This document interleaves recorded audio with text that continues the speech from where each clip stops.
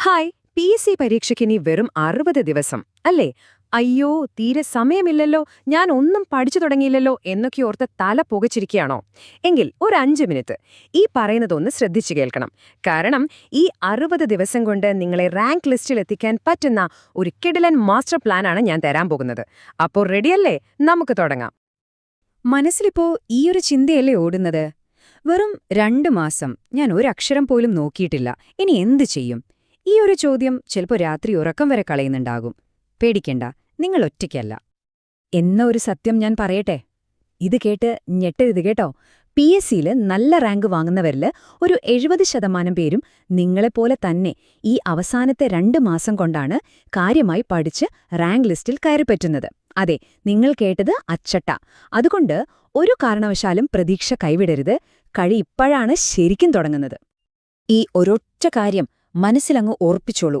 PSC. പരീക്ഷ എന്നത് നിങ്ങളുടെ ഐക്യു ടെസ്റ്റ് ചെയ്യാനുള്ള ഒന്നല്ല, മറിച്ച് നിങ്ങളുടെ അച്ചടക്കത്തെ അളക്കുന്ന ഒന്നാണ്. A test of discipline, not intelligence. എല്ലാ ദിവസവും കൃത്യമായി ഈ പ്ലാൻ അനുസരിച്ച് പഠിക്കാൻ ഒരു മനസ്സുണ്ടെങ്കിൽ നിങ്ങൾക്കും ആ റാങ്ക് ലിസ്റ്റിൽ ഇടം നേടാം. ഇതെന്റെ ഉറപ്പാണ്. അപ്പോൾ നമുക്ക് തുടങ്ങാം. നമ്മുടെ ഒന്നാമത്തെ റൂൾ അല്ലെങ്കിൽ നിയമം ഇതാണ്: സ്റ്റഡി സ്മാർട്ട്, നോട്ട് ഹാർഡ്. അതായത് നമ്മൾ കഷ്ടപ്പെട്ട് പഠിക്കുന്നില്ല, ബുദ്ധി ഉപയോഗിച്ച് പഠിക്കുന്നു. ഞാനൊരു ഉദാഹരണം പറയാം. നമ്മളൊരു കല്യാണത്തിന് പോയി ഒരു വലിയ സദ്യയുടെ മുന്നിലിരിക്കുകയാണെന്ന് വെക്കാം. നമ്മൾ ആദ്യം എവിടുന്ന് തുടങ്ങുക?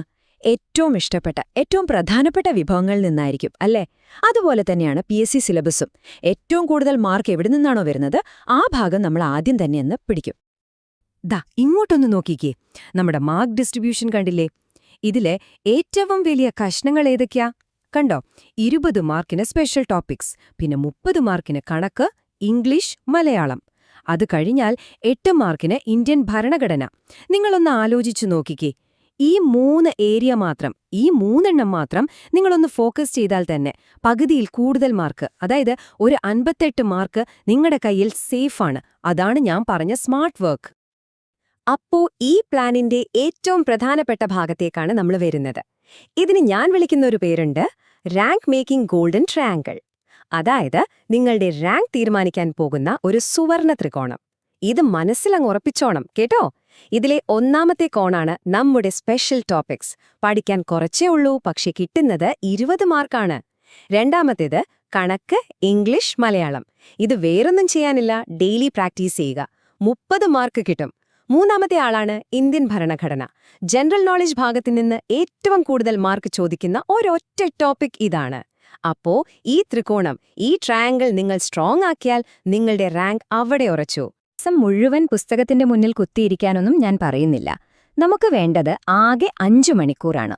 അതും ഒറ്റയടിക്ക് വേണ്ട. നമുക്കിതിനെ ഒരു 3 സ്മാർട്ട് സെഷനുകളായിട്ട് തിരിക്കാം. ആദ്യത്തെ സെഷൻ പുതിയൊരു വിഷയം പഠിക്കാൻ, രണ്ടാമത്തേത് കണക്കും ഭാഷയും പ്രാക്ടീസ് ചെയ്യാൻ, മൂന്നാമത്തേത് പഠിച്ചത് റിവൈസ് ചെയ്യാൻ വേണ്ടി മാത്രം. നിങ്ങൾക്ക് സൗകര്യമുള്ള സമയം തിരഞ്ഞെടുക്കാം. പക്ഷേ ഈ ഒരു ഘടന, ഈ 2:1.5:1.5 എന്ന ഫോർമുല ഒരു കാരണവശാലും തെറ്റിക്കരുത്. ഇതാണ് നമ്മുടെ വിജയമന്ത്രം. ശരി, നമുക്ക് നമ്മുടെ മിഷന്റെ ആദ്യഘട്ടത്തിലേക്ക് കടക്കാം. ഫേസ് 1, ദിവസങ്ങൾ 1 മുതൽ 20 വരെ. ഓർക്കുക, ഇതൊരു വീടിന് തറയിടുന്നതുപോലെയാണ്.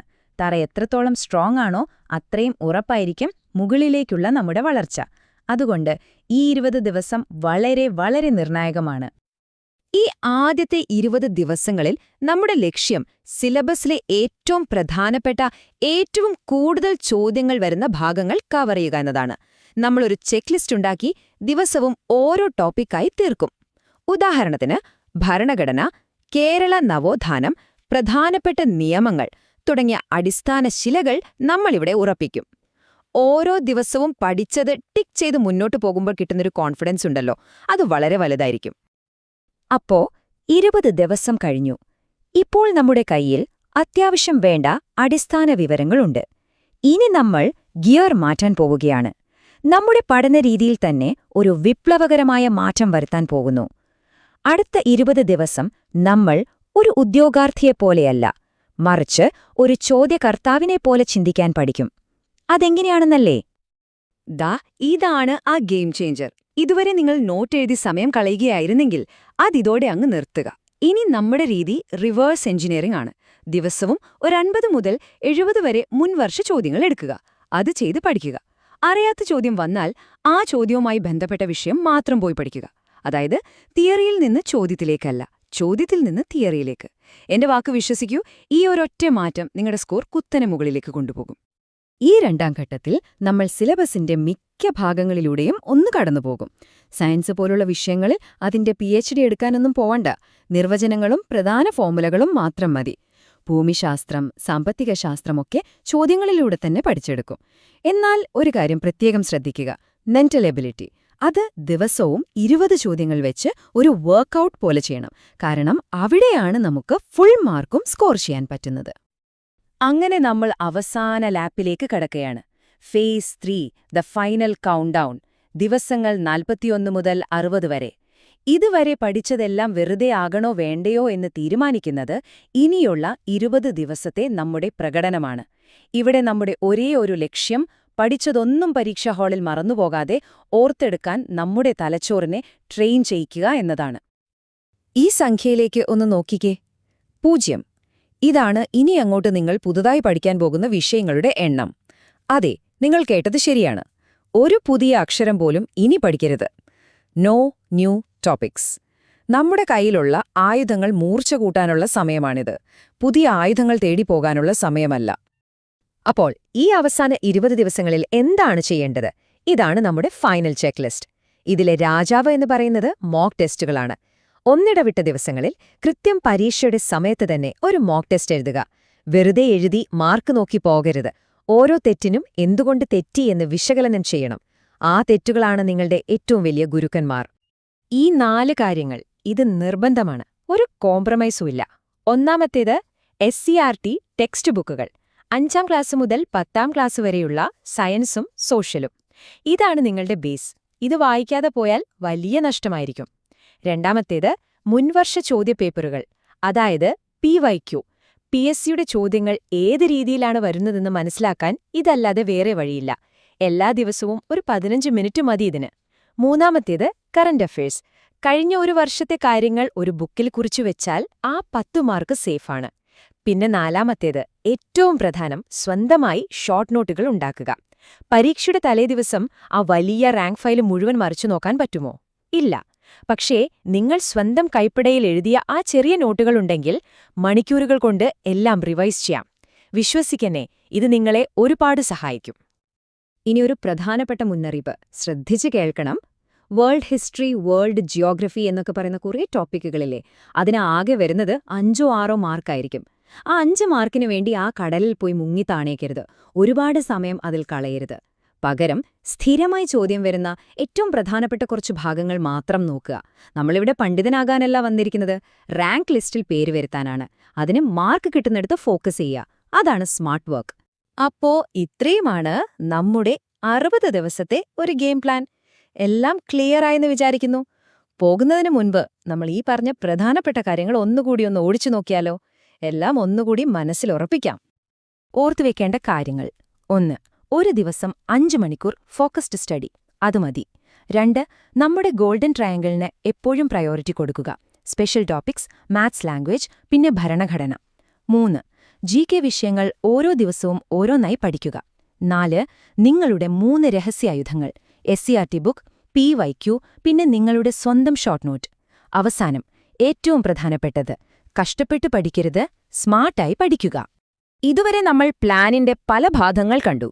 എന്നാൽ ഇതെല്ലാം ഒരുമിച്ച് നിർത്തുന്ന ഈ മുഴുവൻ വിജയപദ്ധതിയുടെയും ഹൃദയമായ ഒരു നിയമമുണ്ട്.